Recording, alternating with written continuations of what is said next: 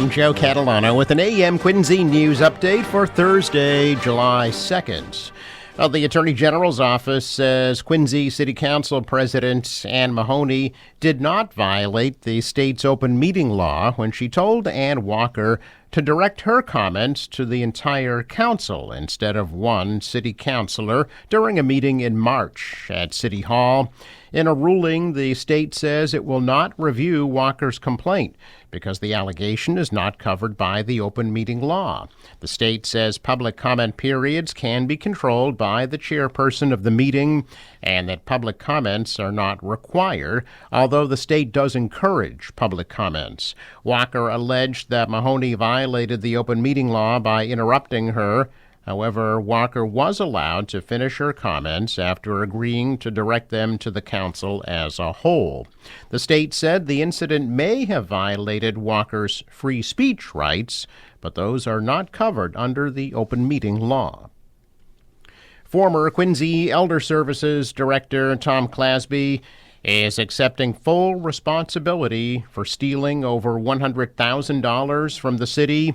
In a letter to the Quincy Sun this week, Clasby offered an apology, but also said he is the only one to blame for his actions.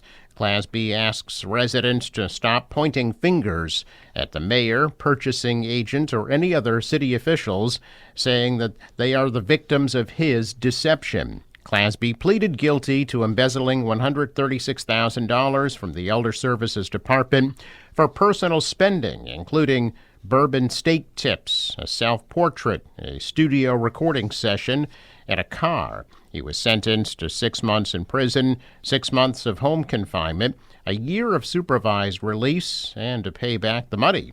The U.S. Attorney's Office says it has not yet been determined where Clasby will serve his prison term. There has been a brush fire burning in a portion of the Blue Hills this week. The Department of Conservation and Recreation says the fire started Monday afternoon and is currently being contained to a 10-acre area on top of Rattlesnake Hill. State and Quincy firefighters have been monitoring the fire in the Wampatuck Road area. Officials say there is no danger to the public. However, there may be some light smoke in the area until the fire is out. Officials say drought conditions are contributing to an increased risk of brush fires. The water is safe for swimming at Wollaston Beach and 13 Quincy City beaches this week. Results of tests taken earlier this week indicate safe levels of bacteria in 4 sections of Wollaston Beach and 13 city-run beaches. The state tests the water at Wollaston. The Quincy Health Department tests the water at city-run beaches weekly between Memorial Day and Labor Day. Signs warning people to swim at their own risk would be posted if the tests indicated unsafe levels of bacteria in the water. A patriotic celebration will be held in Quincy Square today to mark America 250 from 4 to 9 p.m. on the Hancock Adams Common. There'll be free live music, historical presentations, and interactive exhibits celebrating Quincy's unique role in American history. Some of the performers will include the Colonial Navy of Massachusetts, the Beantown Swing Orchestra, the Quincy Choral Society, and the South Shore Children's Chorus. Quincy groups including the Quincy Quarry and Granite Workers Museum, the United States Naval and Shipbuilding Museum, the Quincy Historical Society, and the United First Parish Church will also participate. Food and beverages will be available for purchase. Participants are reminded to stay hydrated due to the heat. First responders will be on scene to provide assistance. A state grant is funding part of that celebration. Then the second annual Quincy Maritime Festival will be held on the boardwalk at Marina Bay, Friday, Saturday, and Sunday. The festival will feature free live music, children's entertainment, a magic show, a performance by the Lexington Minutemen, and a decorated bike and wagon parade. That festival runs from 2 to 9 on Friday, noon to 9 on Saturday, and 10 to 1 on Sunday. The Adams National Historical Park here in Quincy continues its free events to mark the America 250 celebration. Today at 1 and 3 o'clock, it's Independence Forever, the Continental Congress. Participants will become delegates in the Second Continental Congress and reenact the passage of the Declaration of Independence. Adults and children are invited to participate in the debate about whether to remain loyal to the British Crown or to create a new nation. The programs are being held under a tent on the grounds of the Adams Mansion on Adams Street. And tomorrow from 11 to 4, hear from John and Abigail Adams as they share their experiences during the American Revolution. Live music will also be provided. Saturday at 11 a.m., 1 p.m., and 3 p.m., there will be live readings of the Declaration of Independence. The 1 o'clock and 3 o'clock readings will be held at the Adams Birthplaces on Franklin Street. And then Sunday from 10 to 4, more stories of the American Revolution. All of the events are free. Several Quincy neighborhoods will celebrate Independence Day. The annual Squantum Road Race will be held tomorrow at 10 a.m. from the Squantum Fire Station. All proceeds will benefit the Squantum 4th of July Parade, which will be held on Saturday at 10 a.m. along the former parade route. A flag-raising ceremony will be held Saturday at 9 a.m. at the Cannon. The Marymount Beach Association holding their annual Freedom Fest at Marymount Beach Friday evening, beginning with a kids' bike parade from the Marymount School to the beach for a celebration. The Marymount 4th of July Parade is Saturday, stepping off at 12:30 from the Marymount School and winding its way to Marymount Beach. The Housneck Community Council holds its annual Family Day on Edgewater Drive, beginning with a bike parade at the Community Center to Edgewater Drive Beach on Friday. And on Sunday night, spectators will gather on Housneck to watch the fireworks from Wessagusset Beach in Weymouth. And at Adams Shore, flag-raising ceremony will be held at O'Hara Circle, followed by a bike parade Saturday morning and honoring the Adams Shore Neighborhood Scholarship recipients. The historic Quincy House will be open for free tours on the 4th of July. Historic New England has announced that the home on Muirhead Street in Wollaston will be open Saturday from 9 a.m. to 2 p.m., with tours beginning on the hour, the last tour beginning at 1 p.m. The Revolutionary War-era house, built by Josiah Quincy in 1770, will feature the story of one woman's work to preserve her family's history more than 100 years later. A black bear has been spotted in Randolph for the past 2 days, wandering through backyards, prompting warnings from police. According to Randolph authorities, a small black bear was seen in the area of Jane and Mitchell Streets Tuesday night. Video provided by a resident shows the bear lumbering through her yard.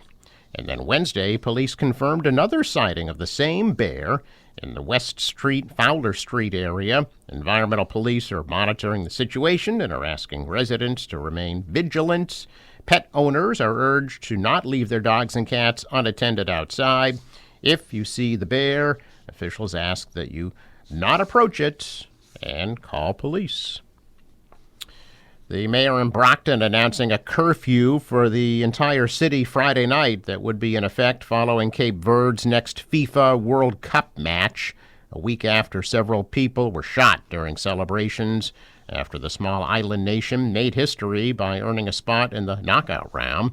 Mayor Moises Rodriguez held a press conference at Brockton City Hall yesterday where he announced a 10 p.m. curfew for Friday night.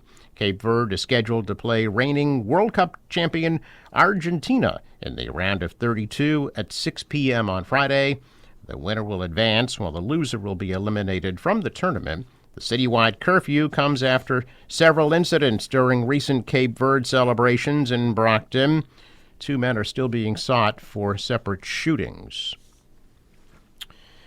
Well, the extreme heat now has the region's largest power companies closely watching demand. Both Eversource and National Grid say they have plans in place to help offset the increasing demand as the temperatures go up.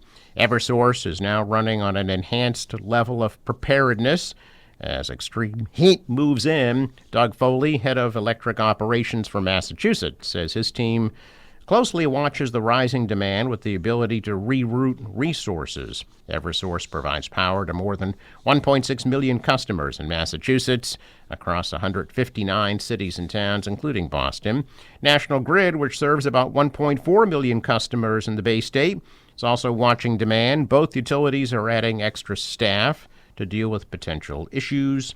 Both utilities say as the heat stretch lingers, the equipment can really take a toll, so it's helpful for everyone to try to cut back when they safely can. U.S. veterans were honored with a flight to Washington, D.C. for the day to see the memorials dedicated to the wars they served in.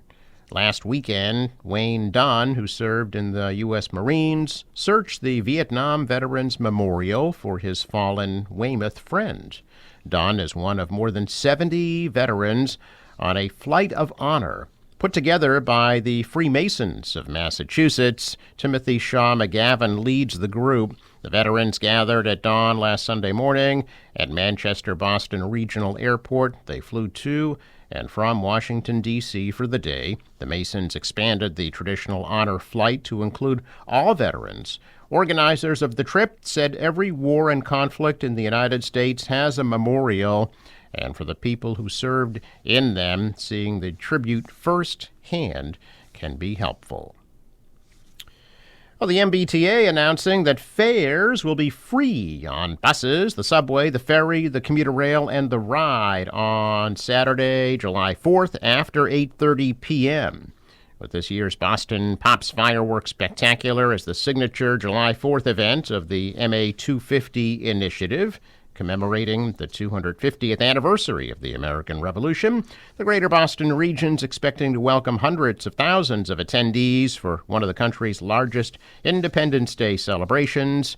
To accommodate the anticipated increase in ridership, the T is encouraging travelers to plan their commutes in advance and reminding riders of its holiday service schedules. Tomorrow, July 3rd, the observed holiday, and on the 4th of July, service will be on a Saturday schedule. Reminder, there is no delay in the collection of trash or recycling in Quincy this week. There will be regular pickup on Friday, July 3rd. However, the DPW rear yard on C Street will be closed both Friday and Saturday in observance of the holiday. Check of business news. Stocks are down. The Dow dropped 13 points. NASDAQ lost 173, and the S&P fell 16. Stocks were down in Asia. The dollar was down. The euro rose. Oil at $70 a barrel. Sports. Red Sox drop another one to the Nationals, losing 10-2. They are off to L.A. for a series with the Angels beginning tomorrow night at 9:38 p.m. Forecast from the National Weather Service. Extreme heat warning remains in effect. Today's high 102. Muggy tonight, low of 77. Tomorrow, hot, humid. An isolated thunderstorm, a high tomorrow 102. Saturday, hot and humid with an isolated storm. High Saturday of 96. The extreme heat warning expires Saturday night at 8 p.m. Still very warm on Sunday with an isolated thunderstorm and a high Sunday, 87. For the boater, waves 1 to 2 feet, west winds at 5 to 10 knots, high tide 1:51 p.m. Sunrise 5:11, sets at 8:24. Traffic note, the Fore River Bridge is scheduled to open today at 9 a.m. and Friday at 6 a.m. On programming note, there will be no AM Quincy program on Friday, July 3rd. AM Quincy will resume on Monday, July 6th. I'm Joe Catalano with an AM Quincy news update for Thursday, July 2nd.